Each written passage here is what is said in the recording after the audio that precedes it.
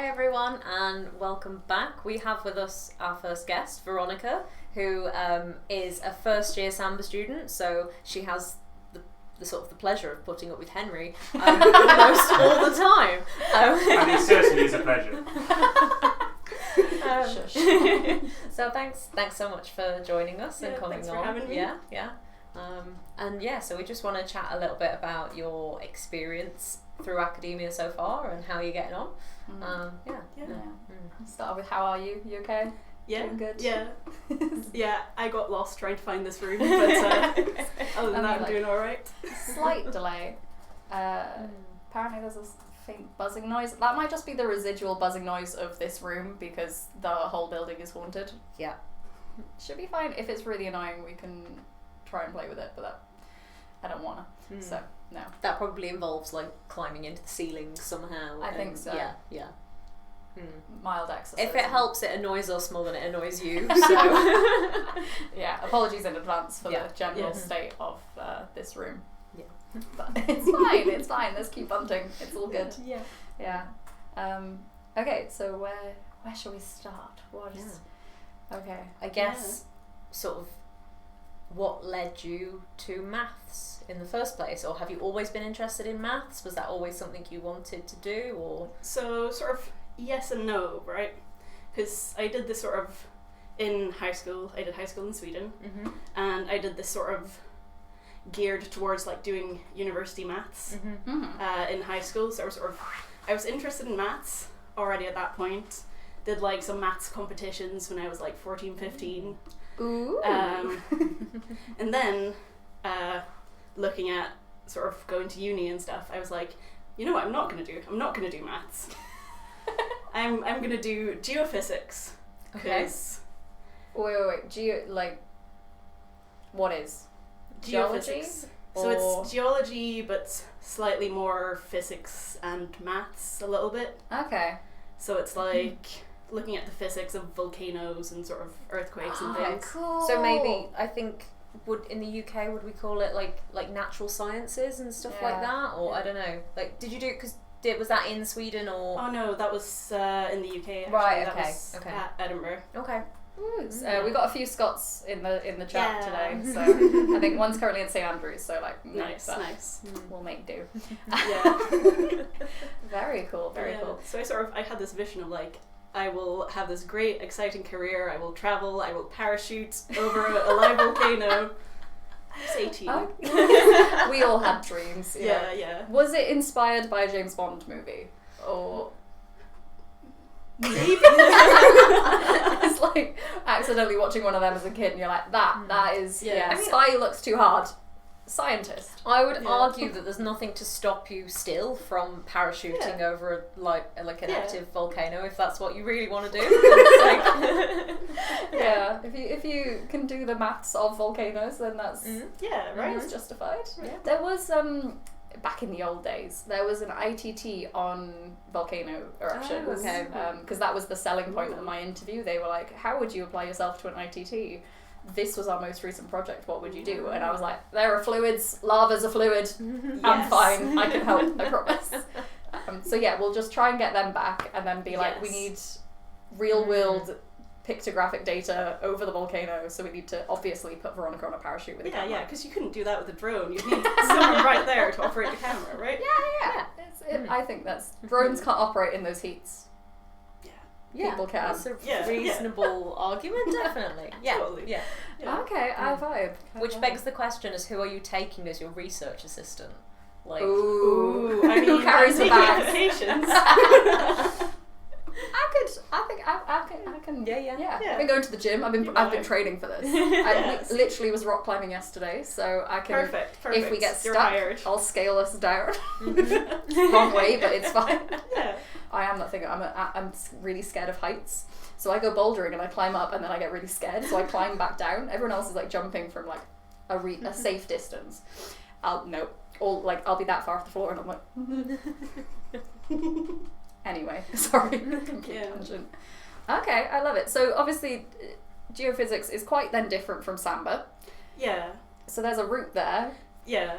So where do we go immediately? What's the next step? Basically, sort of towards the end of the first year of undergrad, I was like, I haven't parachuted through a volcano yet.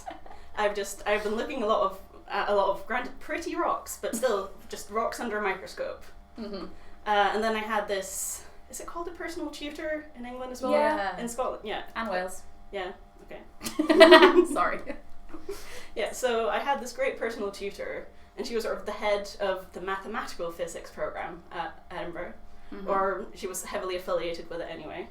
So she was like, you know, you could do mathematical physics instead. And me being very easily influenceable, I went, yes, I will do that.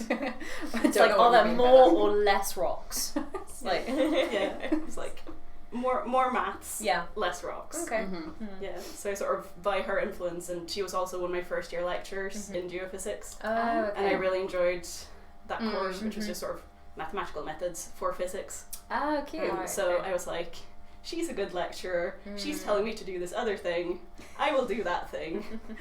Okay, it's amazing how much of an influence like good academics make on undergrads. Because I think there are definitely points throughout my undergrad as well where like there were lecturers that I'm like, I will do whatever you tell me at this point. Like, yeah, you think I won't like that? I won't like that. I think the amount of people that I speak to that are at sort of our stage of academia that say that one of the biggest influences in like going into further education or maths or anything specifically is because they had somebody tell them that like, you can do this, you'd be good at this, and I think it's great to have that kind of influence.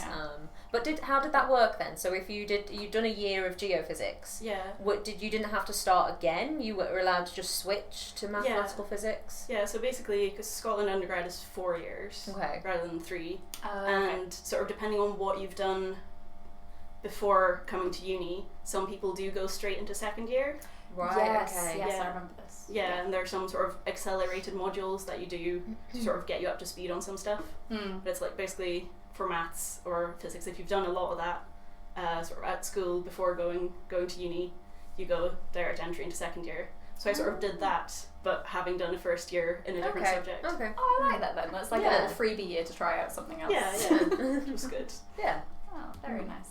Okay, and then you stuck with mathematical physics. You were like, this is my jam. This is the good stuff. Yeah, and I did. Yeah, I didn't switch again. I got my undergraduate degree there, and then. Very nice. Yeah. Oh, good. Yeah, just further proving that maths and physics are in fact 2 different subjects. Just watching you lot in chat, I get this a lot. It's like, not a physicist. They're different people. Yeah. I have opinions. This used to be with like my course mates in mathematical physics. There's a lot of chat of like different people identifying as physicists or mathematicians. Oh yeah. Okay, so Yeah. tell me what was the like deciding difference? Was there a consensus? Was it just individual? It was a lot of it was individual, and I changed my mind sort of from day to day depending on which lectures were good that day. Be like, no, today I'm a mathematician. Today I want to prove things. I like that. That's a good. I never want to prove things. It's not everything I say to be true. Very nice. Where you lying now on the math side? Yeah, yeah, So still like you've kind of joined the dark side fully. yeah. One of ours. Yes, yeah. Very good. Yeah, because I did my master's in applied maths as well after that. So that you've was been like slowly creeping your way over. Yeah. At what point do you enter pure maths? Is that going to be like post-doctorate? Yes, yeah. Going from geophysics to mathematical physics, applied maths. But then where do you go after that? Is there like a Philosophy. I think just like, what is maths? I think you go pure abstract. yeah. Oh, very nice. So, finished Edinburgh mathematical physics degree, happily oscillating between mathematician and physicist. Yeah. Then what did you do? Then I took a year out and mostly bartended. Hey, very nice. What is your favourite drink to make? I have to. Do you want the classy answer or the non-classy answer? Both. I want both, and then I want you to make both for me. But that can be a different day. It doesn't have to be now. So non-classy answer, I think we call them either diesels or snake bites. Okay. So that's like half cider, half lager, a bit of blackcurrant cordial. Yeah. Okay, so I Yeah. call it pint cider with blackcurrant and snakebite, I think. But yeah, I've heard of a snake I've bite. heard Yeah, of- yeah. I know that Yeah. I'm different in this. Yeah. Yeah. Okay. Yeah. Stay No, tuned. they're fun, and also there was this whole thing where like, oh yeah, technically if they have 3 ingredients, that's a cocktail. Ah. Oh, I love Which- that. Easiest cocktail ever. Yeah. No, but yeah. I swear they class gin and tonic as a cocktail because it's like, well, you put some lemon in it. Yeah. So that's Yeah. the third ingredient, right? Like, yeah. I think if I asked for a cocktail and got a gin and tonic, I'd be really sad. Oh, yeah, I would as Yeah. well, but yeah. At least with the snake bite, I'd be giggling. It's like, that's fair play. That's Yeah. Yeah. Okay, and then what's the classy answer? What's the Torn between 2, either a mojito or a margarita. I think. Oh. Yeah. Which one do you want?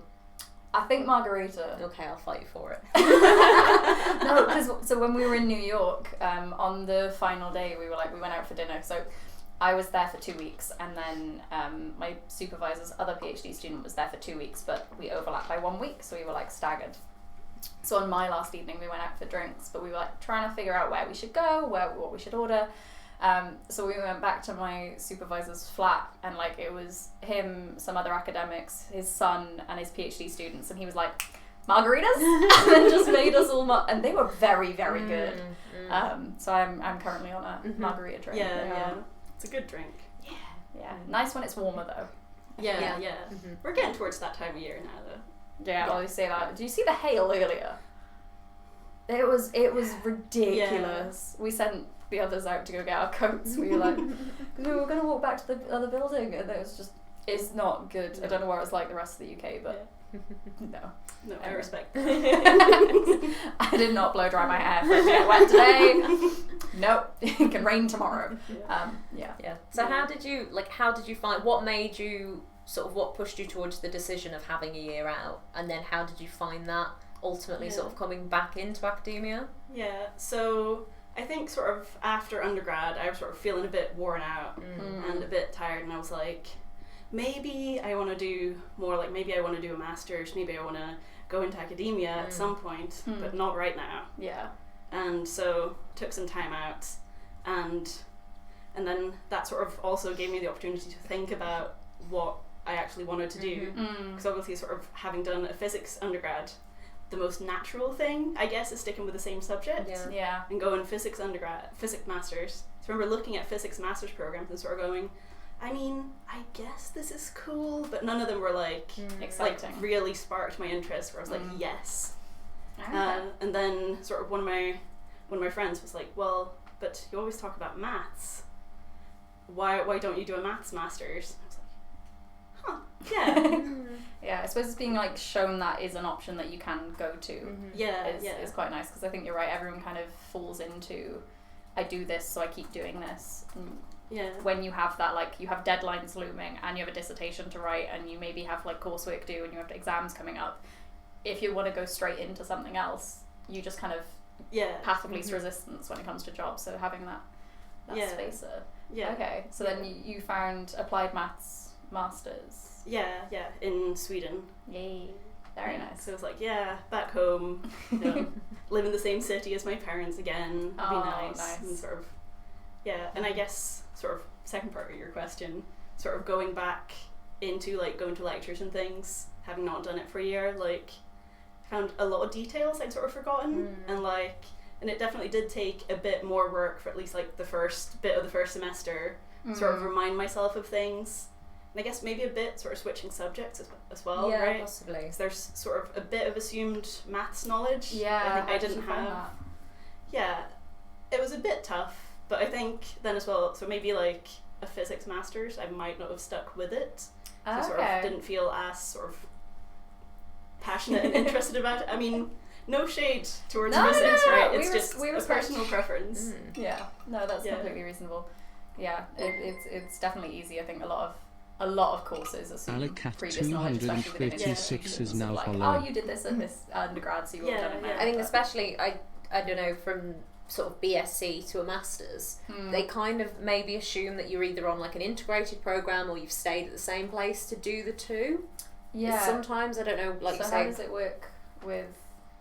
Do you have integrated masters in Sweden? Is that a thing? Yeah. Okay. Yeah, or like, so at least at the uni I was at, so it's basically a joint program between University of Gothenburg and Chalmers, which is like technical university, technical institute. That place. Yeah, that sort of thing.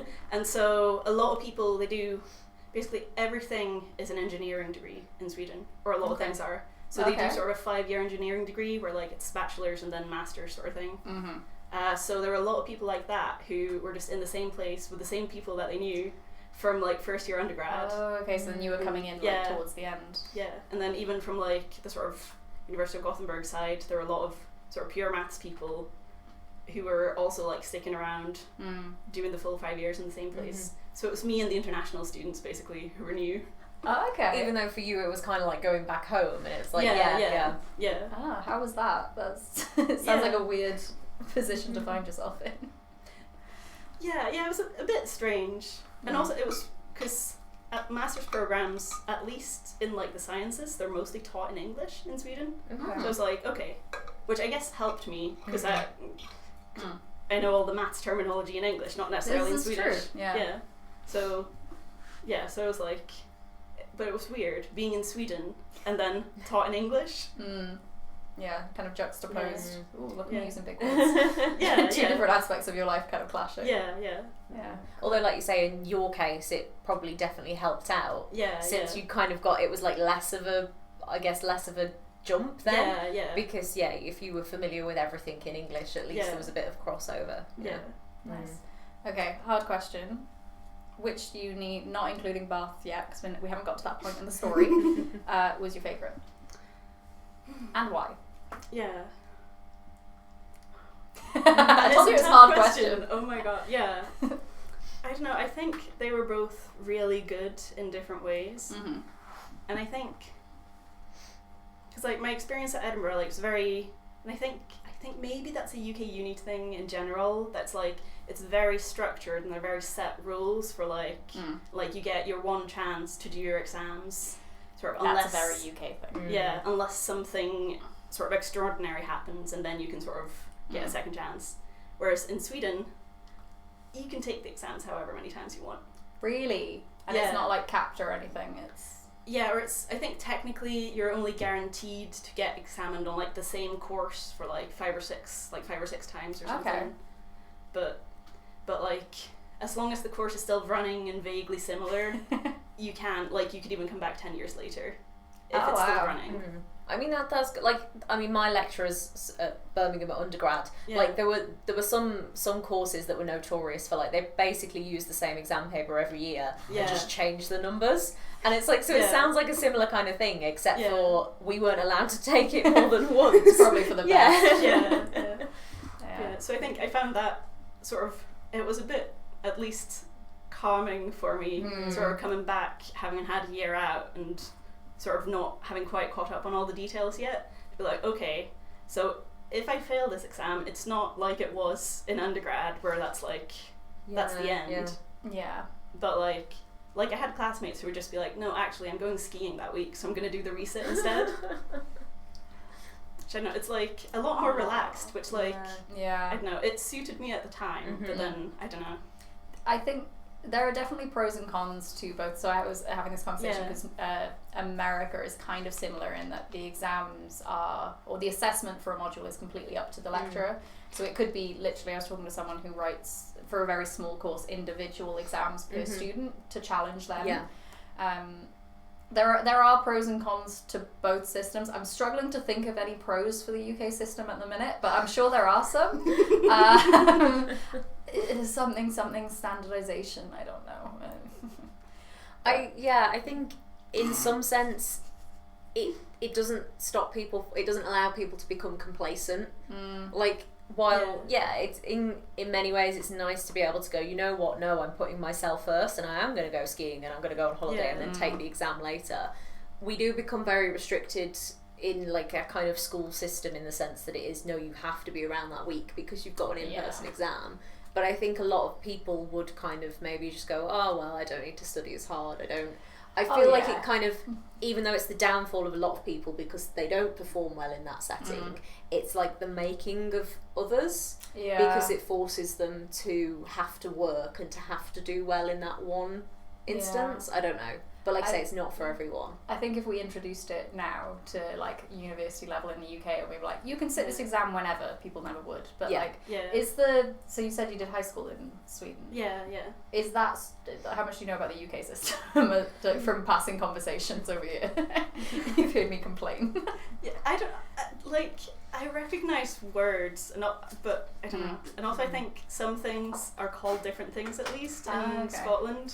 Yes, Scotland is different, England is different to Wales as well. But it's like, was the high school way of assessing you more similar to the university structure of that, or did they still have like terminal exams at the end of each year? Or we had, it was different for different subjects. So I think sort of English, Swedish, maths are like the core three, and there were sort of standardised tests for like the whole country that you did at the end of the year. But otherwise, it was more like there would be like coursework and sort of tests as you went along. Okay. So generally just a lot more relaxed then, which is quite nice, Was it a bit of a shock to the system then, sort of coming from, even though you'd done standardised tests for like, say, the 3 subjects, was it a bit of a shock kind of coming to do undergrad and going like, oh my god, I have to sit exams in all of these modules? Yeah, and also honestly a big shock was like, because the standardised tests in Sweden, like they're 5 hours long, and people would like bring in a lunch, and like, you know, you'd sit there for like better part of the day, and like it would be really nice, really chilled out, no time pressure. And then coming to the UK, I was like, you have an hour and a half. Like, I'm not allowed snacks or anything. Like clear water bottles only. To be fair, they used to let us take snacks in at undergrad. We had 3-hour exams, and we were allowed to take snacks in. I think in theory we were allowed, but we were so traumatized from undergrad, like from high school, that we didn't. But I think in theory. Yeah, I don't think they can stop you. Well, they could, but just take it off you. Okay. I wouldn't. Yeah. I think I'd be interested to know whether like other European countries do like what kind of system they have assume elsewhere. We're the backwards ones. Yeah, I assume like if there are other ways of doing things, I assume the UK is probably not doing it as well as it. Yeah. So then was that you said that was 2 years for masters? Okay. Yeah. So I suppose in the UK as well, masters would be 1 year. Yeah. So how was it different? Like, did you do more modules, or did you do more of an extended research project, or? So I guess a bit of both. So I think basically whole first year modules. Right. Okay. And then I think either you would do sort of part-time your master's project the whole second year, or you could do courses, sort of modules first semester, and then full-time second semester. Oh, okay. I like that freedom. That's very cute. So what was your master's project in that? Which bit of maths did you... So it was sort of financial maths and sort of stochastic differential equations, that sort of thing. Tag, you're it. What? I cannot hold a conversation about this. I am vaguely aware of stochastic differential equations. Yeah. My extent of financial maths is how many shots per like £10. The answer's 3 in Sheffield. So I mean, that fits, like in my head, that's definitely applied mathematics. Yeah. But I guess, how did you transition from sort of coming from a maths physics to... I guess SDs sort of lend themselves to physics and that kind of thing, but how did you end up doing that then? So basically that all started in undergrad, where I did, in my final year, 4th year, I did like 1 module on financial maths, and they sort of introduced sort of Brownian motion and like some very simple stochastic differential equations and stuff. I was like, ooh, this is cool. Okay. And then there were like a couple courses that were vaguely related to that in Sweden. Right, okay. And then I basically asked that professor, hey, can I do a master's project with you? Oh, cute. Okay. I like that you get shown, like, I really enjoy undergrads where they introduce like niche little topics in the final year to like pique the interest down the line. Yeah. That's really nice. But then in some ways it's like, I don't like it, because then it's like, why didn't you tell me about this like 2 years ago? And arguably before you start applying for the next, again, it's that like if you have time out to breathe, it's fine, but if you've already applied for a job and then you take a module that you really enjoy, you're like, bugger. That's that's screwed over my decision process now. Yeah. Okay. That's fair. I mean, Cardiff introduced fluid dynamics in the second year, and I was fixed, so I was happy. But it's nice that you had the freedom. Yeah. Ah, very good. Okay. Yeah, I'd ask more questions about financial maths, but scary.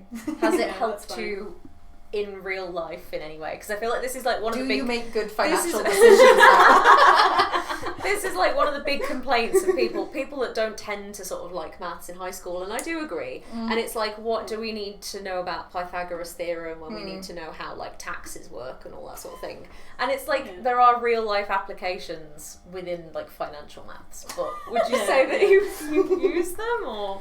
I mean, so funny thing there, right? Because I worked vaguely finance adjacent for a year before joining SAMBa. Okay. And I didn't use any of that financial math Right. stuff. I know there are like other areas of sort of financial maths where people do use this stuff. Yeah. Because I looked at sort of pricing, financial options and things. So like, Okay. yeah, so what's the fair price of whatever, something to do with a stock. Yeah. And I know there are companies that definitely do that sort of thing, but the company where I ended up didn't do that and mainly did sort of statsy stuff. Okay. Okay. So is that like feeding into other decision-making processes, or is that like... Yeah. Okay. Yeah, so it's like they had this whole system of like using big data basically to sort of to support financial decision making and like investments and things. Okay. So you did that straight out of the masters? Well, so I taught for a bit at cool. University of Gothenburg, sort of one module, some calculus and some MATLAB programming. Okay. Very cool. And then I did the job from sort of November-ish, because courses in Sweden, they're sort of half a semester normally. So I taught the first half of the semester, which was one module. I didn't abandon the students halfway through. Yeah. Like, no, you're on your own. I mean, one of my lecturers did that, it's fine. But Yeah. Were you survive? that bad? Two different personalities there. Just like, what did you do? wasn't me. I'm sure. Yeah. But yeah, so a bit of teaching and then Okay. finance job. Very cool. Okay. Yeah. That's quite a difference to go from teaching to finance. That's like Yeah. very yeah. Yeah, and a lot of experience to have had even before you've got here. Like when you sort of contrast it with people like I came straight out of my undergrad and did an integrated masters and then landed straight here, and it's like, so I haven't took a year out and all that sort of thing, and I haven't sort of had a job in the industry or anything. But it's nice to know that you can sort of take the time out and take time out for you to decide where you want to go.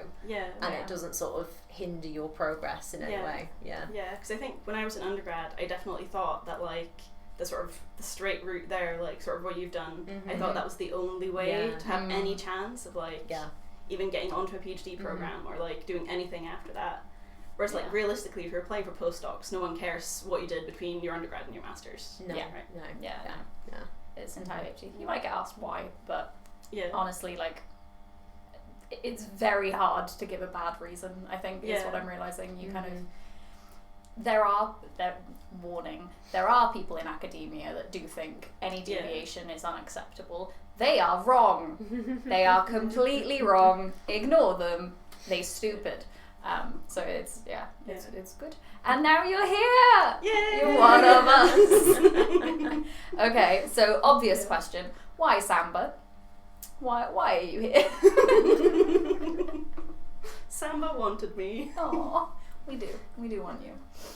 No, but I think it was sort of random how I even sort of thought to look at Bath as a place to go for a PhD. So I think it was just... I was sort of discussing with my partner sort of where are there sort of good unis in the UK, and he sort of just went, well, I mean, I think Bath has a pretty good uni for maths, and then I found SAMBa on the website, and I was like, oh, this sounds really good, with like the ITTs and things, and sort of having a cohort of people that you sort of progress with, and like, and I don't know, the website just made a really good impression on me, and I was like, this seems like a fun place to be, where there's like, I don't know, all this stuff around, like, and not just like because obviously the main thing I guess is doing your research, but it's nice to have all this other everything stuff else. going on as well. Yeah, Mm. yeah. And then I applied, and here I am. The rest is history. Yeah. Yeah. I think I remember your interview day because you Oh. were online. Yeah, Yes, yeah, I was. So I think I remember like chatting to you sort of over lunch. There was somebody else online as well, but it was Yeah, weird yeah. because we were doing them hybrid, and so we've Yeah. got some people in person and we're trying to talk to you guys on the laptop. Yeah, But I remember sort of, I was like, yes, Veronika with the blue hair. And I was like, oh my god, yeah. Yeah. So it was Yeah. quite, it's nice when you see people that we like help out with the Yeah. interviews and then it's like, they Yeah. made it. I just Yeah. remember everyone running down from that interview and being like, Kat, there's someone else with dyed hair. There's going to be someone else with dyed hair. You're going to have a friend. And I was like, yes. Yes. Finally. And now, like I say, I look like the odd one out. Dye your hair. I mean, I've got nothing to do tomorrow. What do you want to be? Green? Purple? Join the blue club. Yeah. Get in on it. That's what all the cool kids are doing. Peer pressure. Which we do not condone. We don't. No, No. definitely not. Of course However, I'm just saying. It's like I keep casually floating around Beth that I'm going to get a tattoo eventually. And then she's like, ooh. Ooh. Yes. Maybe. Can we save this peer pressure for another time? Yes, maybe? of course, Yeah. of course. Yeah. No, but it's nice being in a field where we are allowed to do that. Like Mhm. it's still going home and just the perception from some people of like, are you gonna get a job with that? Yeah, It's like, yeah. Have you? I'm gonna deviate to the hair It's now. fine. And you've started the conversation. I'm gonna Yeah. keep Yes. going on it. Have Yeah. you always had not always, but you know what I mean? How long have you had blue hair, green hair? Yeah, I mean, I've had sort of various funky colours for like a long time, since like end of my first year undergrad, I think. Okay, vibe. And then there was a brief phase where I got a buzz cut, but then I dyed the buzz cut, so it was coloured hair again. That's So, amazing. That's there still you go. dope. Okay, so that's still like getting onto PhD programs and masters with brightly coloured hair and Yeah, looking yeah. unconventional. Yeah. Because that's what some people think that Yeah, it's not yeah. allowed and it's completely fine. So Yeah, we yeah. vibe. We vibe. Mhm. Very cool. Mhm. So how, obviously you're coming towards the 3/4 mark of the MRes? Yeah. It's near Yeah. enough. How are you finding it? I feel like this is probably the wrong time to ask that question. It's definitely the wrong time, but I'm going to do it anyway. So No, it's good. A lot of it's been really fun, but it's also really intense. Mm. Like it's so many different things to do at once, and it's sort of, I don't know. Yeah. I think if I hadn't had a job for a year, I would have had no work-life balance right now. Really? Okay. But sort of, I don't know, because having this job, I saw how much better I feel just like doing the 9 to 5, and then I go home and have time off. Yeah. Sort of slipping a little bit at the moment, maybe, to be completely honest. But it's It'll sort come of, back. Yeah, It'll come back. it will come back. So Okay. yeah, I like that. stressful, but all right. Yeah, because that's definitely something that I don't have, and I'm trying very hard to implement. Is that work-life Yeah. balance? Yeah, thing, yeah. whatever that is. Yeah, But what yeah, is that? as part of like if we come straight through, especially UK education system where it is just non-stop prep for an exam, forget everything you just learned, prep for an exam, forget everything you Yeah. just learned. Like you don't have that breathing space. Yeah. I promise you, the MRes gets nicer. You do, as soon as you finish this semester, do your exams. Yeah. It's home free. It's lovely for about 2 years, and then you start stressing again. But it's fine. That's nice to hear, though. To be fair, from my point of view as well, because Yeah. I'm still in like that honeymoon phase of PhD. Yeah, Whereas, yeah. like you say, it's nice to finally get to a point where you can just do something that you're interested Yeah, in. yeah. And then I'm enjoying 6 months in. We're still happy. But yeah, so do you have an idea of what you think you're going to end up doing for the PhD? I have a short list of options that Okay. but yeah, That's good. I'm still not quite sure. Mhm. They're all quite different things as well, because I don't know. I find different things interesting apparently, and I struggle to make decisions. Okay. I mean, do any of your options give you the flexibility to move? Like, obviously, you can't do a PhD that combines fluids and not theory. If you could, I would be doing it because that sounds hilarious. But there are still scope within projects to kind of move around a little bit, or are they properly very different fields? I know. I think probably the underlying maths is probably quite similar, but the applications would be quite different, and the focus would be quite different. Yeah, I suppose it's like, could you potentially like pick your primary one, and then just bring the other academics in on the supervisory team, and then make them fight. Or a different phrase that is more polite and appropriate for the conversation we're having, but like, yeah, just put them all in a room and be like, you sort it out, but everything. All at once. Yeah. No, you have time to figure it out still, don't you? A bit of time. I'm not sure when the official deadline is, but not quite yet anyway. No. Yeah, you've got at least like another month or two, I'd say, Yeah. And I know something that somebody said to me which really helped was like, like the sad fact is that there are going to be times when you're going to hate your PhD project, and so it's like the most excited that you're going to be about it is when you start. So it's like somebody told me, they were like, pick the thing that you are most excited about now, because it might only be downhill from here. Which is like, but I think as long as you are enthusiastic at the start and you get on well with the people that you're working with, then it's going to sort of keep you going through. Yeah, that second bit is going to help when you hate your research. Is like, if you can still have a meeting with your supervisor and go in and just be like, I hate everything, it's all crap, and then they still are interested and engaged, and you can have an open and honest conversation, that supervisory team is really going to help. I think for you, having worked with like lots of different people and had time in industry and different places, like you know how you work well with people in different settings, so it's good that you've like, again, you think like, maybe what does bartending have to do with like doing a maths PhD, but actually you know then how to work with other people, and you know what works well for you, and it's all experience that you can draw on when it comes to like choosing a supervisor and stuff, which I think is knowing what kind of people you vibe with. Exactly. And always asking them. And like may or may not be after like 3 margaritas. Because I feel like this is apparently a situation we find ourselves in with our supervisors. Would you recommend? I mean, I would. I picked my supervisory team excellently because I can. Like, so I spent 2 weeks in New York with my supervisor. Like, I was staying in a different place, but fundamentally we were sharing the same office. If I didn't actually like them that much, and I'm not just saying this because it's on camera, if I didn't like them that much, that would have been the most awkward 2 weeks of my life.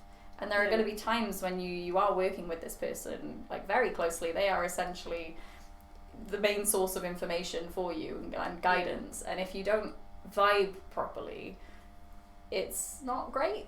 So you want to make sure that you have, like, obviously you don't have to be busy mates. You're not gonna be busy mates. They're not. That's not the point of them. But the point is to be like, do you work well? Do you have the same idea of like main point of it? Again, going back to those academics that like, if you do not give your all to this, you're not doing enough. If you had someone like that and you're like, I work 9 to 5, go away. That's a clash. So even things like that, even just like presentation style. Like, I'm a very thematic person. I don't know if you can tell. There are people out there that are very like, no, you need to fill your slides with equations. The point is the rigor. That's it. And there are people who are like, tell a story, be engaging. And you want to have the same idea of what is a good output. Otherwise, you're going to be clashing down the line when it comes to writing up as well. These are all very minor things when it comes down to it, but they're things to think about nonetheless. The other thing as well is like, so you the way it works in MRes, you're going to pick a supervisor, you do your acronym with them. TFR, thank you. That means thesis formulation report. Beth also part-times as a SAMBa dictionary. Honestly, they all start blurring into one. You do that with a supervisor, so essentially the dissertation. If you don't like it, you can change.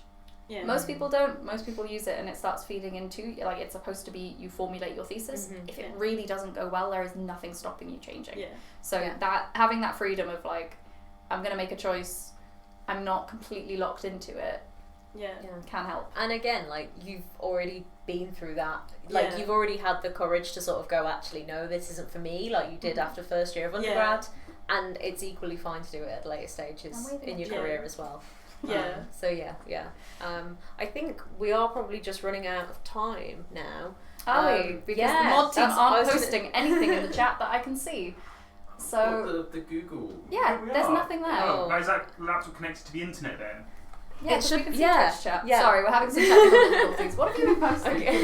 Oh, that's hilarious. It says wrap up. Okay. Yeah. I mean, yeah. We yeah. can't see that. Mhm. Sorry. Oh. Yeah, it's Oh, completely well. frozen. Yeah. We'll fix this during the break. Yeah. But thank you so much for coming on, Veronica, and it's been lovely to chat to you and Oh, we're talk really about over. how Sorry. and talk Thank about you. sort of how you've done academia a little bit differently and how it's worked for you. So Yeah, no. And if Thanks you- very much for having me. Yeah, and if you want to come back in a bit and tell us what you end up doing and what your research is, we'd love to hear it. Yeah, I mean, sure, you can definitely. Yeah. tell me later, but like tell them. Right. another time. Yeah. Yeah. We're going to go to a BRB as we sort our technical issues out and bring in our next guest. So, yeah, thank you again. Say Yeah. goodbye to Twitch chat and Bye. see ya. See you in a minute. And we're back. And hopefully we have no more technical difficulties. It wouldn't be a behind the research stream without at least one technical difficulty. I would argue it wasn't quite a technical difficulty, more like just a miscommunication. Yeah. Anyway, we are now joined by Liana. Thank you very much for coming in. You are a research associate at the University of Bath. So my main question is, what does that mean? What is that title? What is research associate? I guess it's a glorified version of a postdoc that they only use in the UK. Like if you're Okay. a postdoc in other places, they just use the word postdoc. But in the UK, sometimes they have different, I guess, postdoc jobs with different levels of experience. So when I had my first postdoc in the UK, I was a research fellow, and now I'm a research associate. That would make sense why I've seen research fellow a lot looking at jobs, and I have not got to that point yet of associate. Yeah, well, One day. it's just nomenclature at this point. But yeah. it's Okay. pretty good. So you said first postdoc in the UK. How many postdocs have you done then? So this is my fourth one. Okay. I've done 3 in the UK and 1 in France. Very nice. Very nice.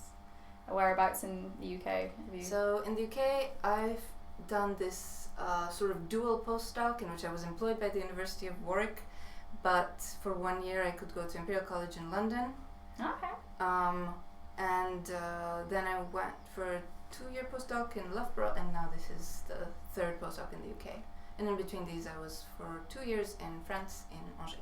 Oh, cool. I used to holiday near Angers. It's really cool. Very pretty. They Very got good castle-y. Yeah, I like the castle. I think it was either that one or Saumur. Whenever we went there, the castle was always closed. I think I did get to see Angers. I think that was the good one. Things get renovated quite a bit, but it's in the Loire Valley. They have like 10 different castles on like a 1-hour, car ride. Yeah, very cool. You didn't get to work in the castle. That's not where the uni is. No, That's a shame. but this does happen to some universities. At some point, I was in Nice, and their campus is in like this really big, beautiful park, lots of palm trees, lots of geese, and huge castle, which used to be the maths department. But we got demoted, Oh. of course, Aw. to the really ugly building on campus, and the administrative building is now in the castle. What? They But don't you need know, it. good times have existed at some point. Oh, I It want was that. great. It was really great. Yeah. Can I find my future job based on is it in a castle? That sounds great. We could go and like construct the rest of Sham Castle and then move the maths department there. I think that's a great idea. Yeah, Because we're yeah. already like spread over 3 buildings. I think we Yeah. just build a big castle. One I big think- new Consolidate. building. It's good for department life. Yes. Yeah. Yes. Team building as well. Yeah. Building And physically building. Yes. Yeah. Yeah, I think they should just extend our financing, which we don't have to do any hard math work and just hard labor, and Yeah. afterwards Yeah. just continue like that. We can use maths to make it really pretty. I don't know. There was a Yeah. thought there that You just can- completely There was a joke, and I Fluids, can't. fluids people, you're in charge of the moat. I could build a moat. I want to build a moat. We could have like a waterfall coming out the side that like generated droplets, and I could just sit there and like study them. This is. Yeah, this is all Pure out. maths people are not going to be writing formulas on the wall. Whatever you're going to say about that, no. But you can make some pretty pictures. Yeah, so you mentioned pure maths people as Yes, pretty What- pictures, but you guys still have all the graphs and stuff. Like, it's really hard to... yeah. So what is your research then? If you were gonna So I describe it am to our Twitch an audience. algebraic geometer. What does that mean? This means I really hated calculus in university, and I just proceeded by elimination, and it's brought me here. I also proceeded by sheer conceitedness, thinking I should do the hardest thing that I could choose, which really kind of is. Okay, algebraic I don't know. geometry. But yeah, indeed, I really like my geometry teachers, and well, a bit less differential geometry, I guess, and I liked complex analysis a lot, and so I just went in this direction. Also, it really depends on, I guess what you choose in the end is so dependent on so many random factors that you never really know. Like, there wasn't that much of an applied math kind of branch at my university, or everybody who went there went on to work in finance or things like that, and I didn't want to do that after uni. I knew I wanted to be a researcher, and so I don't know, I guess it made more sense to go into pure math then. Okay. But yeah, I don't know. I don't know how to motivate this very well for a very layman kind of, usually you would say that this deals with, objects that come as solutions to systems of polynomials. But if I say this to regular people, they don't remember what a polynomial is, because they haven't seen one in a while, because people don't always do this in high school. And again, it depends who you're talking to very much. So I say, okay, think of a circle, think of an ellipse. These are examples of objects that you see everywhere. Think of a paraboloid, think of, I don't know, all sorts of things that appear in architecture, I guess.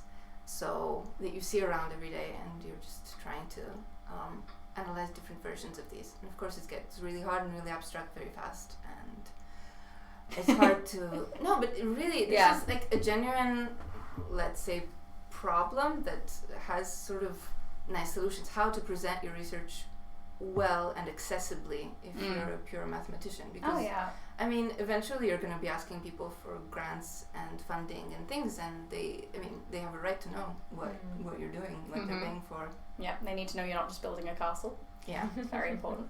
It is. It is one of the essential things. Yeah. So. Okay. So complex solutions. So I sneakily in my undergrad did 50% fluid dynamics and 50% number theory and geometry. Oh. So that's very interesting. Yeah, I know. It's because I really didn't want to do analysis, so that was all that was left. Well. But in my fourth year, we did an algebraic geometry module that was based on the book written by Miles Reed, I want to say, from Warwick. That's the undergraduate. Yeah. To, I guess, algebraic geometry for undergraduates, something like that. I think so. And yeah, it was like the that's first a nice book. You do like 27 lines on a cubic thing. That's like the high point of that. Yeah, I used to have. So, as a postdoc, you get many responsibilities, including you can mentor undergraduates during, I don't know, it depends on the university you're in, but I mentored an undergraduate for a summer. She was a second year at Warwick. She was very, very good. And we got to study that book, for example, as a summer project. Okay. And it was really, really cool. We got to do lots of drawings. Yeah, I remember really enjoying the way that one was written, like it, even though... Miles will appreciate this, because like his articles are less very well explained. Sorry. He was my postdoc supervisor. So this was going to be my follow-up question. I know that he's based in Warwick. Was it him that you were working with? Okay. See, I can talk about not just fluid dynamics. So did you do your undergraduate here? I did my undergrad in Cardiff. Right. Yeah, and then came across. So fourth year module was taught by Timothy Logvinenko. Oh, great! I saw him like 2 weeks ago. Oh, does he still wear like the velvet jackets and the long tied back? Yeah, he was great. If anyone's played Stardew Valley, I saw him here. He came to the BMC. You guys were in Bristol. Yeah. That was going to be our question. We didn't ask Veronika about BMC. I know. How was BMC? So obviously we were off in Bristol at the British Applied Maths Colloquium, but then here was the British Maths Colloquium. So how was that? It was nice. There were lots of people. There were quite a diverse group of people, and there weren't that many algebraic geometers as opposed to the first day. It's an interesting kind of experience because there were, I don't know how it was for you, but there's a bunch of plenary talks and then there's specialized. Yeah. Whatever. And it's really interesting to see people try to reach a vast amount of pure mathematicians, because as I said, things get abstract really fast. Yeah. And like to be honest, it's really hard to pay attention to a 1 hour talk with slides that is in pure math. Like, it's really like a lot of information, especially if you're not a specialist. I mean, yeah, you get confused very fast. But yeah, it was pretty cool. Even the specialized sessions were not very special. We had like geometry, which was like, geometry is just very vague, and people really tried to make an effort, and I really liked many of the things that I've seen there. It was cool. They even had an outreach session the first day of which I missed because it was at the same time as geometry, and they had the people from Numberphile there, and I was like, I was devastated that BMC got outreach and BAMC didn't, because it looked but so good. You got to sit in the same room as James Grime, like some seats away from him in his like flary red shirt. Because I think in the past I got the impression that they've done joint BAMC and BMC. That has happened. And like that would have been quite cool, like you say. It's sort of just to then combine the two and have the option to go to. Like we were saying earlier, that sometimes it's nice to go to a talk that is in a completely different field, and just sort of experience like something different. And like, I mean, I really enjoyed the talk that you gave on Ada Lovelace Day, and like you say about like sitting with like an hour's presentation with just slides. Whereas when the way you did your presentation, where had you like hand drawn all of the slides? I hand wrote everything. Yeah. And I thought that was really good because it made it so much more engaging. And then just like you say, for an applied mathematician to sort of see something from a pure mathematician's perspective of like, I know that my work is really abstract. How do I make this more interesting? I think was really great. Yeah. I mean, I think one of my favourites, so way back when we did the 3-minute thesis where you give everyone like one slide. Oh god, that's very intense. You have 3 minutes to talk, but you're not allowed to any animations, so we were like trying to make it fair. So we were like, no animations, no visual, like not no visuals, but like nothing. A pure an applied mathematician can't just put a video and call it a day. Like it has to be a thing. My favourite one was Ed's. And it was just like 2 images, and he explained how you got from one to the other in I can't remember the exact details, but that was definitely one of my favourite talks. And it was just like these 2 images of like loops, and going from one to the other and talking about that, like it was cool. Does he do analysis? I think so.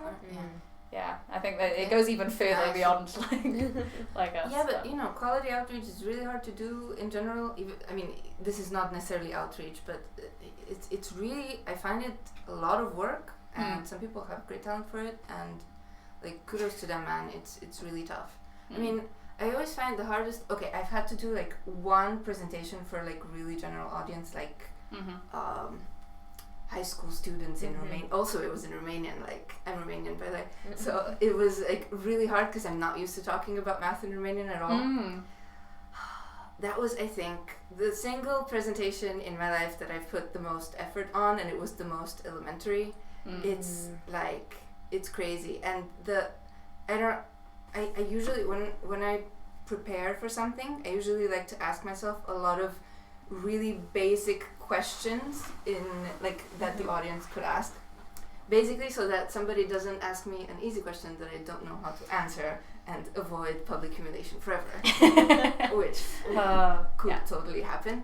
But it helps so much to like feel more secure when you give the presentation, even though like 90% of the time the question will never come up, like because people are generally are not confident enough to ask basic questions. I don't really understand why.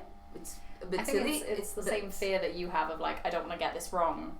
They don't want to ask it in case it's obvious. Like I definitely have that. I'm like, I really don't understand the beginning bit of this talk, but if I then 40 minutes later ask the question at the start, so I'll just sit there in confusion and then ask someone else later.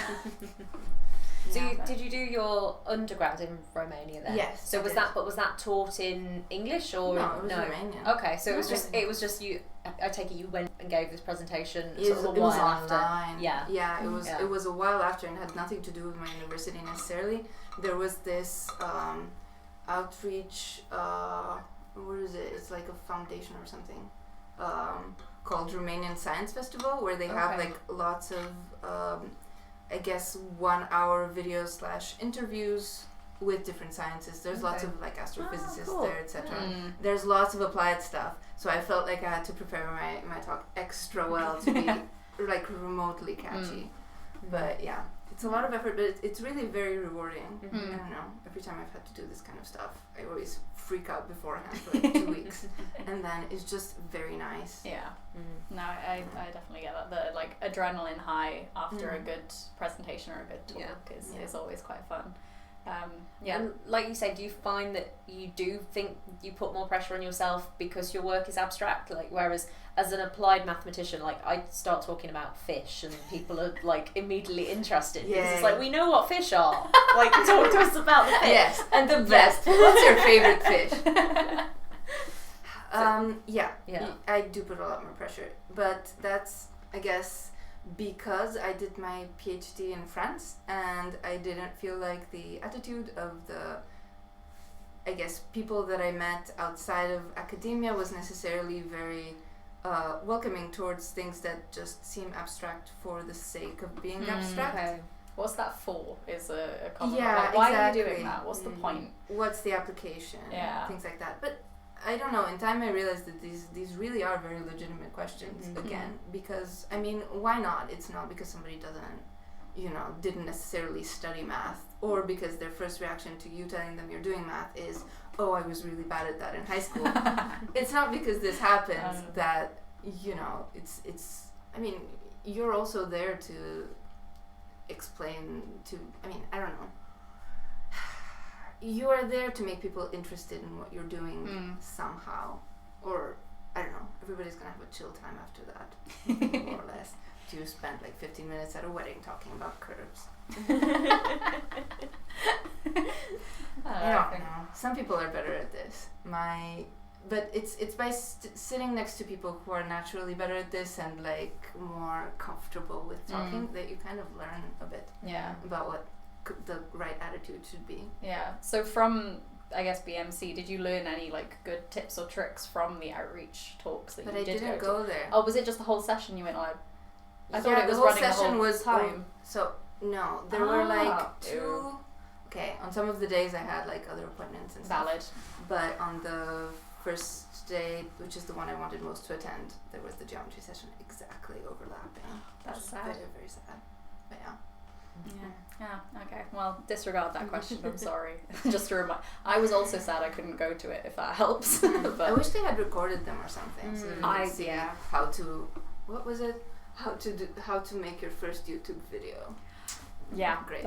We just put these online and call it a day. But I'm sure there's more complicated. No, we made the ITT vlog. That's that true. Yeah. Time and trial and effort, and we filmed in June. No, we filmed in July and we published in November. June. It was June. The ITT was June. Yeah.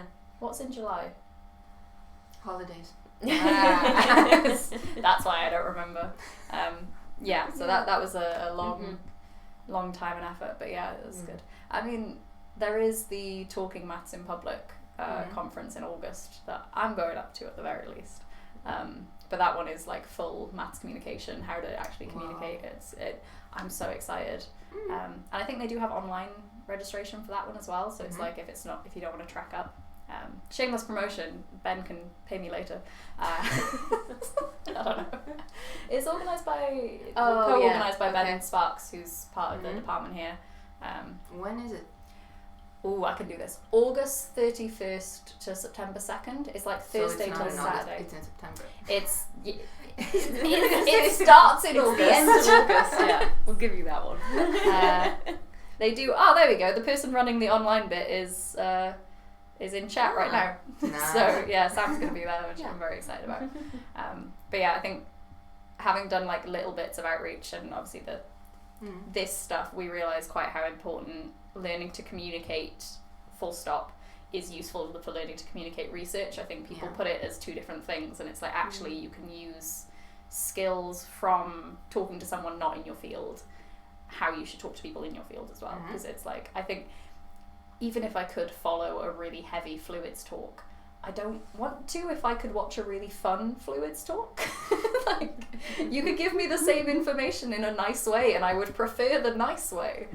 Also, like, very specialized conferences are so few and far between. I mean, almost nowhere. I mean, I don't know. Like, maybe once a year or once every 2 years I get something that is exactly on my field. Yeah. And and full of special. I mean, you always have to be nice to most people, otherwise, I mean, people. What if you're not? They will not invite you. No, this is true. This is true.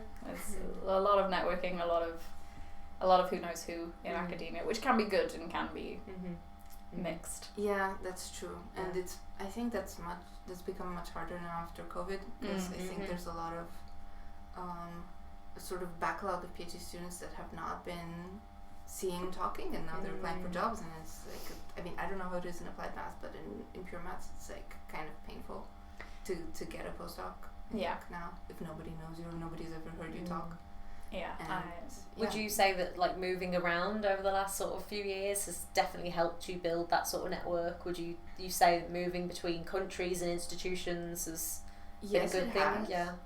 I think I'm also very lucky to be in the UK, in which there is somehow, I don't know, at least in my field, there's a lot of money for organizing conferences, and even there's a lot of conferences that are being organized by people who come from the UK. Maybe the conferences are somewhere else, but yeah, they always invite people from the pool of postdocs or PhD students that are based here, which is nice.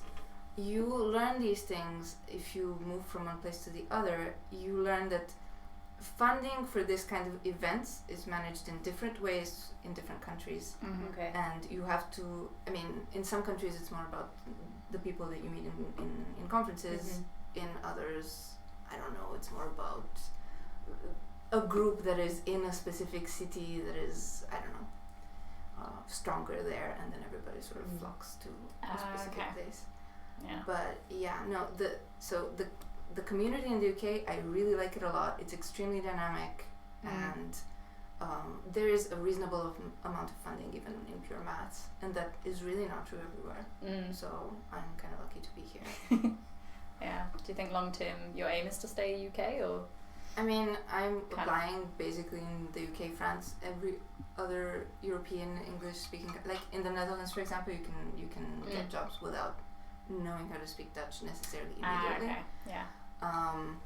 I think I'll also apply to jobs in Romania if they open up, because I mean, I'm still like, I'm quite close to my parents. It would be nice to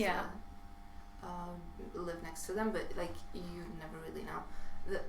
The truth is, I'm kind of comfortable with the idea of living in either of these places. I think that's a good Everything attitude to have, though. everything has its ups and downs. Like, none of these places are perfect. Yeah. None of these places will be a perfect fit for you, but also it's good to have traveled a lot to realize how different departments work. Even if you have not necessarily been to a specific department that you're applying to, you know which questions to ask a bit better. And you learn that places can be very, very different, even in the same region, even in the same country. Okay. It really, really depends. Yeah.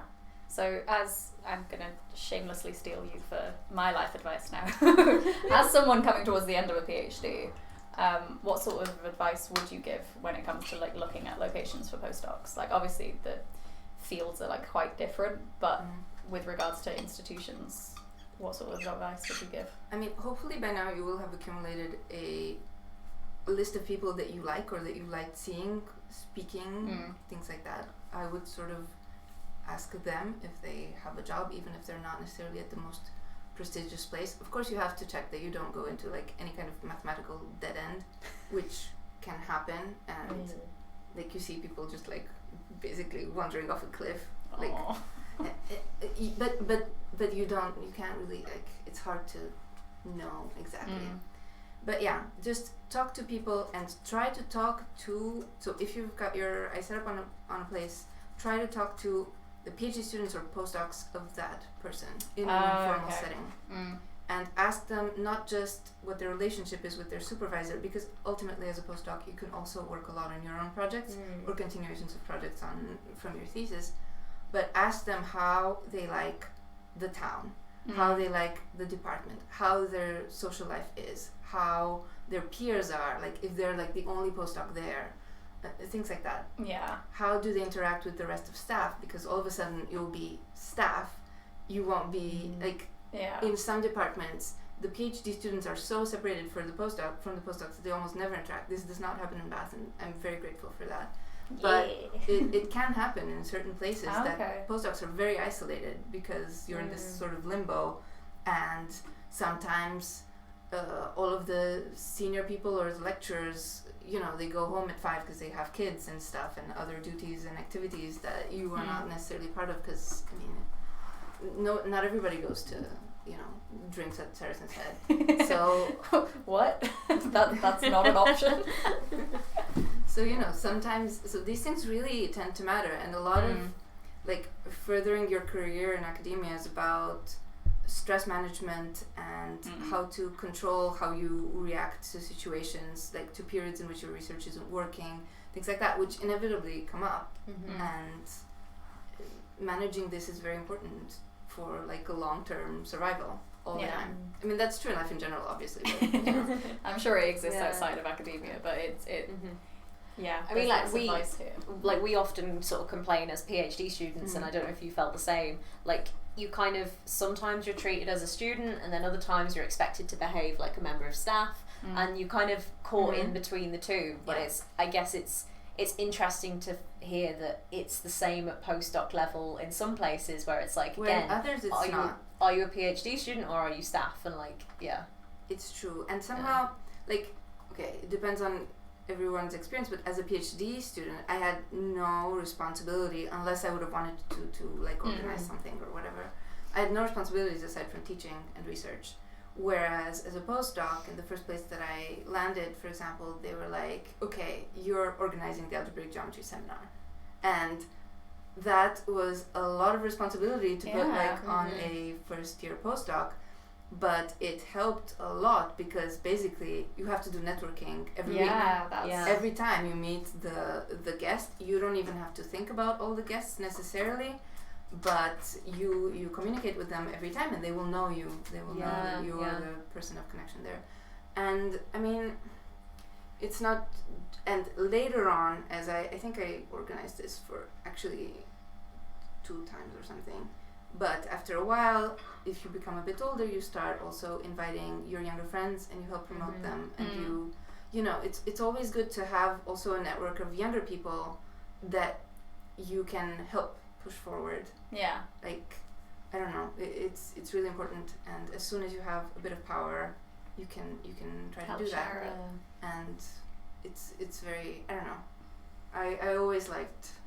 I like this kind of thing, and I like knowing a lot of young people that I can always propose, because people go like, I mean, I don't know, if they're like sort of older organizers of conferences and things like that, they just don't know, if they haven't had a young PhD student, they just don't know who to invite or who. I mean, there was there's a workshop I'm going to in May that on the registration form had, are there any early careers researchers that you know haven't been invited to this that should be, that we might have missed? Can you give us their names? And I really liked that as a form, because it's, they don't, the organisers are all professors, they don't know who's around, they might not know everyone. And it's true. And even in this, they're like, as they're trying to push more, I guess in recent years, they're trying to push more quotas of like minorities or women in maths or LGBTQIX. The same, so what tends to happen is that the same sort of, I'm going to give the women example because that's what I know, the same sort of women get invited to everything over and over again, and they, like, that's not good for anyone. They feel tokenized. I don't know, you end up hearing the same talk 4 times. You know, it's not the best. So it's good to have like a good range of people that you know that you can put forward. Yeah, and it helps share opportunities around as well. Like, if you put it all on the same few people, it as you say, they feel over pressurized. You watch the same thing over and over again, and also it means that people who maybe would have accepted that opportunity then don't feel like they can, because they see the same 3 people do the same thing every time. And also, obviously, the audience realizes this, and like the old cranky men in the audience will say, yes, but she's just invited because she's a woman, and like it just goes out of anyway. No, you are more privy to this kind of thing when you start organizing things yourself. Yes, because then you have to deal and discuss with think about this sort of thing. It's definitely difficult to do, especially when there are so few women in departments and other minorities in departments, where if they only know one person, Mm. they keep pushing that one person, Yeah. and it's a shame. Mhm. Such a shame. Oh, yeah. But I think, like you say, like we definitely have a little bit more of a bridge between PhDs and postdocs here. Mhm. And like I can't say that I know all of the postdocs, but I'd certainly know enough of you that it's like, well, if I wanted anything or if I needed to a postdoc for any reason, I could approach you and just say like, but do you know somebody in my field and that kind of thing. And I think it's nice to just that one connection with one person, and all of a sudden you've got like a Is network. that person Cameron? Well, and you as well, like And Julian, he comes Yeah, up. exactly. yeah. Yeah. And so, like I say, and then a few of the PhDs that have become postdocs as well recently. That it's so it's like you kind of keep in touch with them, and Yeah, but that's So- nice about Bath because they tend to keep the same. Like you can get a job as a postdoc at the same place. Whereas, for example, if you were to have a job in France, they make you move around all the time, yeah. and they don't like to. They don't even hire the same people from. I guess what the equivalent is from lecturer to professor. You have to change the institution. Really? Yeah, it's really annoying, especially if you have like kids in school and Yeah, stuff. isn't that? Which I mean, neither of us do. Yeah, that's mad. Like I had this perception that you kind of have to travel for at least a little bit with postdocs, just because of that's where the money is, that's where the opportunities are. But I kind of assumed once, like the goal is to settle somewhere, or have the option to settle somewhere once you hit lecturer level. But to be like, if you in were the UK it is. In the UK people just Yeah. go somewhere as a lecturer and they keep like being appreciated by their department and promoted if everything goes well. That's Yes. the dream. Yeah, but I want to paint a wall. This is my thing. It's like I'm not at the point where I'm like I want kids. I don't even want pets that much. As say like kill plants. It's not that needs to be watered. And I'm just looking at it and it's like I left it in here for a come month. on, this one survives in like the It desert. and it's it is. fine. It's been locked in this room for a month. It's doing its best. You can't see it, and that's intentional.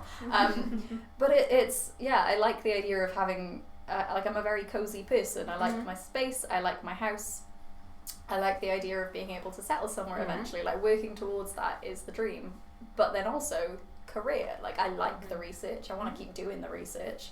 I like the idea of, as you say, the bringing people up, as well as like you see people who try and climb career ladders and they pull it up behind them, and then they like cut off other opportunities because they know that it's for them. And we need more people around in academia that also look below and help people in a position that they were in a few years ago. And I think that's so important to do.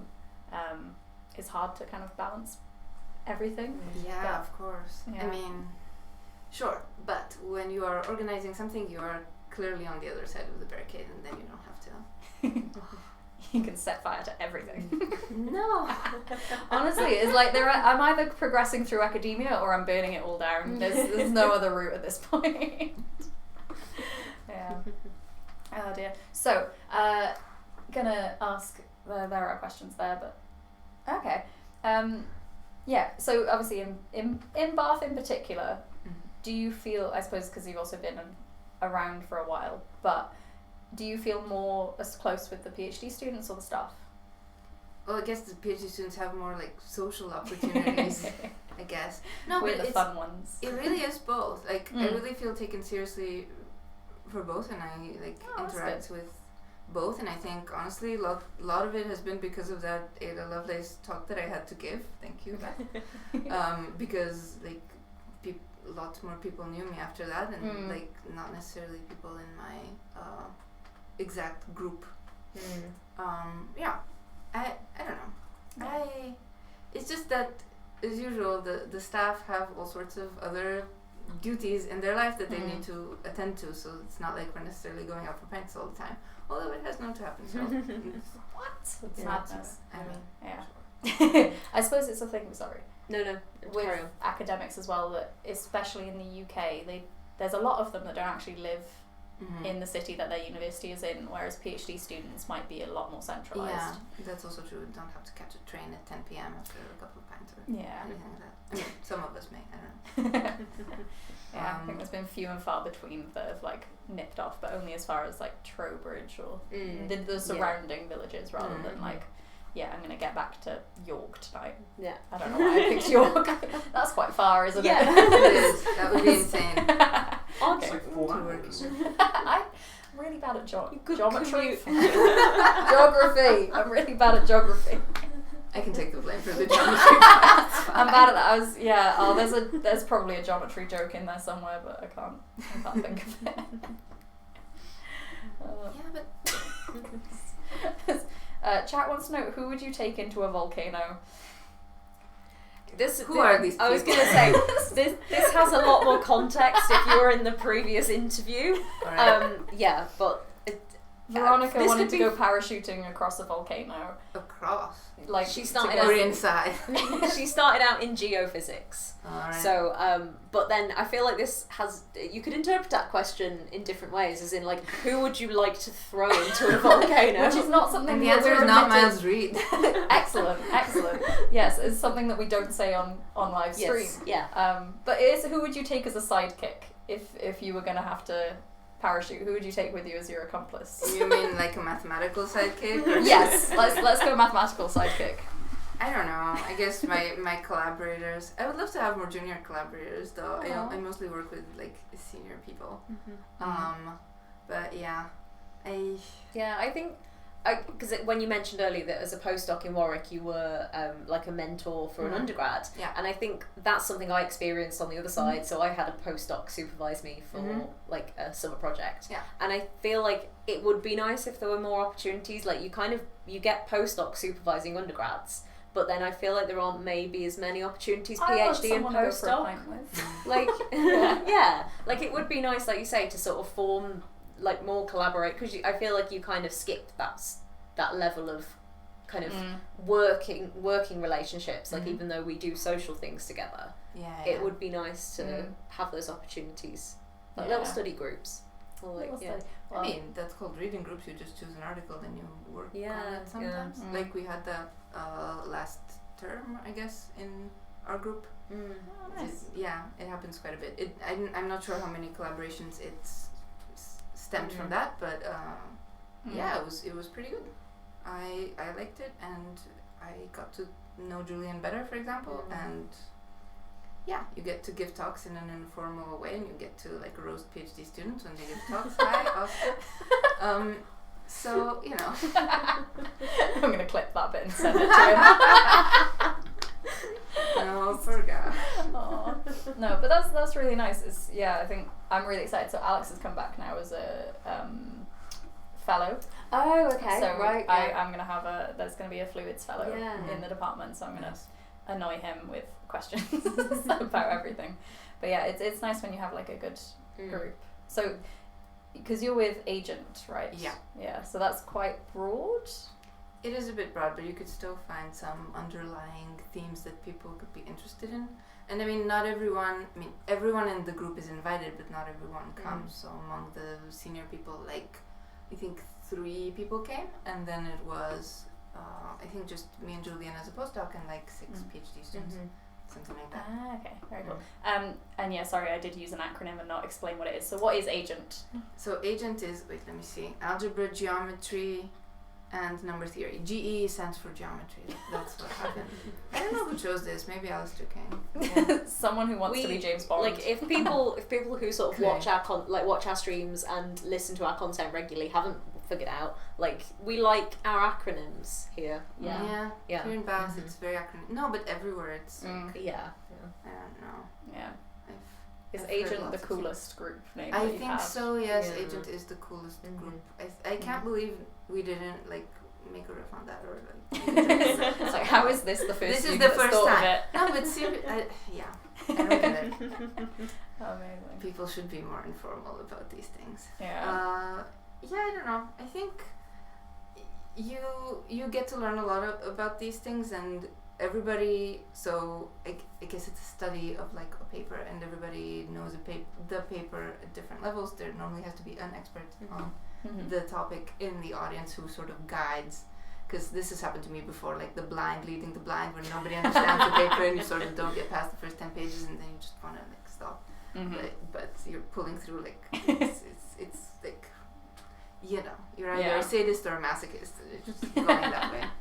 Anyway, So yeah, and there's complete rookies at it. But even if you're sort of halfway through, you still like, I don't know. It really helps. It just helps to talk about things all the time. We love that. We love that. Right, we have not that much time left. The only other question that is written down is what cocktail?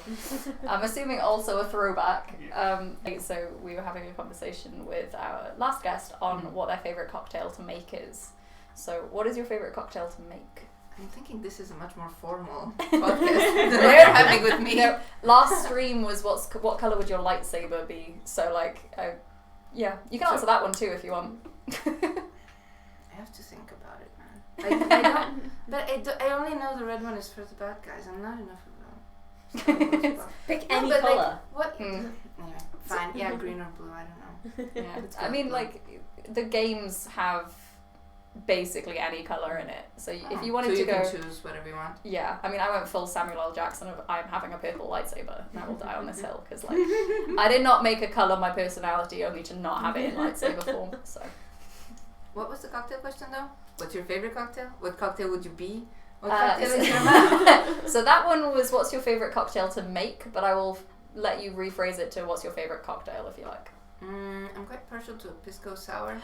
Yes, I've discovered these in December and I'm low-key obsessed. Okay, so like now we Sorry. need to no. I'm gonna say we need to know if the Saracen's Head do pisco sours now. If I just bring them a bottle as a gift, they might. they can keep it under the desk just for us. It's like you guys will like drink that in like a couple of weeks. It's fine. Yeah. I'll ask them if they can Sorted. get it in. Yeah. If Make they're watching, it worth their then I'll while. watch them. As long as they can do the egg white stuff, I'm happy. Yeah. There is somewhere. We'll chat about it later. Yeah. We do need to wrap up, but there is somewhere in Bath that will do you one. Because I went away and then Jeremy was texting me saying he had one and he was in Bath, so there is definitely one here. You just need to find it. Yes, yeah. We'll go on a pub trip. Pub to crawl. the one pub. Yeah. Well, we'll go on the crawl to find the pub that does it. But okay. We can We have a mission. And we will not stop until like 4 a.m. Yes. So on that note, healthy work-life balances are important. There's lots of routes around. There's good opportunities before, during, and after PhD. Yeah. Go and find your postdocs because they might be lonely. I don't know. If you know a postdoc in need of a friend, please go check on them. See if they're doing fine. They could do with it. See if they have a social life. Yeah, but thank you so much for coming on the show. It was a delight talking to you. And we will be back in just a few minutes to wrap up. So don't go anywhere, and we'll see you soon. Bye.